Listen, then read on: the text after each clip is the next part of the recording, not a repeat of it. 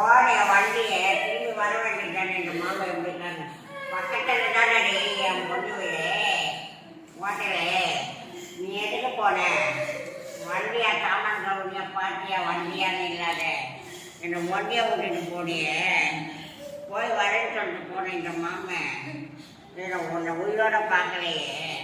என்னை செத்துட்டு பட பாட்டியே அதுவும் என் பேட்டிமா சொன்ன பட பாட்டியடி ஏய் அப்போ கூட நினைவில்லையா உனக்கு எங்க என் தங்கச்சி பக்கத்து வீட்டு தங்கச்சி என் நண்பன் தான் எங்க என் நண்பன் எங்க ஆமா